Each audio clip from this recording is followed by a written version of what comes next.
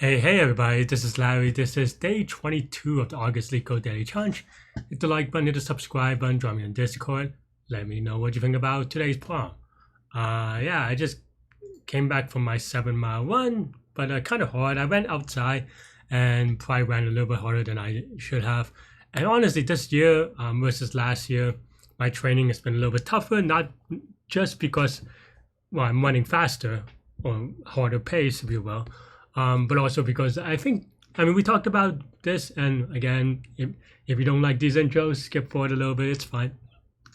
But I'm talking about for my challenges for this marathon, and hopefully you'll kind of see not inspiration or aspiration, but just kind of like parallels and kind of what I'm talking about with your journey with Leetcode and all these things, right? And yeah, my point there is that I don't know. I think this year I just don't have as much of a purpose for my running, and that actually is the part that makes it really hard for me. Last year when it was my first marathon. I mean, I'm a cocky, confident guy, so I didn't have that much doubts per se. Though until you do it, you always have some doubt. This year, I don't know. I feel like I just have less to prove. I mean, not that I thought I had much to prove, but it was just, something I was focused on. And honestly, I don't know how much of it's just that I'm not sleeping well, right? And this applies to Leetcode as well. You need to sleep well to recover. You're not learning when you're, when it comes to running, your body grows not when you're running. It is when you're resting and recovering and eating right. That's when your body grows and get better.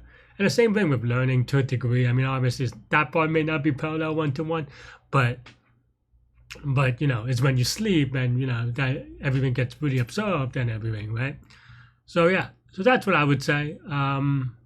Yeah. So we'll see. I'm still grinding it out. There's still another 8-9 weeks. November 2nd. The time does go by fast. So, Anyway. Let's take a look at today's problem. We have 3195. Find the minimum area to cover all ones one, which I guess means we'll do a harder one tomorrow or something. But in any case, let's go. You're given a 2D binary array grid. Find a rectangle with horizontal and vertical sides with the smallest area such that all the ones in the grid lies inside this rectangle. Return the minimum possible area of the rectangle. Oh yeah, I just want to also say something. Yes, for yesterday's problem, and I mean, I know that was my second time for that version of the problem, but there are similar problems on Leetcode. So I've done that one a few times, right? And I think we even talked about it, right? Like, I'm not hiding that fact. That said, apparently, I always keep forgetting about the more optimal solution. So hopefully, because I don't know, given the constraints, you don't need it, obviously, but I really should think about it one of these days. In any case, let's take a look at today's problem, and we have this one. And hopefully, maybe we do a little bit better. All right, small all the ones in the grid lies inside this rectangle. This one's straightforward though, right? Or am I missing something? I mean, yeah, there could be up to 1 million elements, but you just gotta look at each one once, right? The idea is just that. Okay, I mean, this one is way more reasonable. Is that yeah, you only have one rectangle, and anytime you have a 1, you have to be in it. So basically, you just take the min x, min y of the ones, and that's it. I mean, I don't know if there's anything too tricky about this one. And I could see how you could be slowed down a little bit, but it is just about practice at that point. This is, I want to say, relatively speaking, honestly, as easy as it gets, right? That's max, min x for medium. So yeah.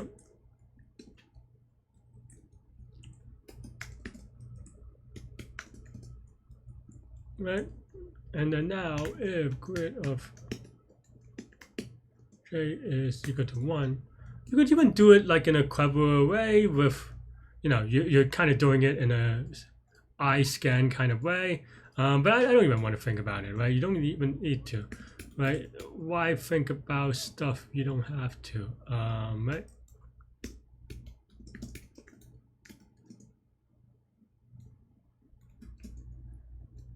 Why don't I spell it out, actually? I'm just going to do it this way.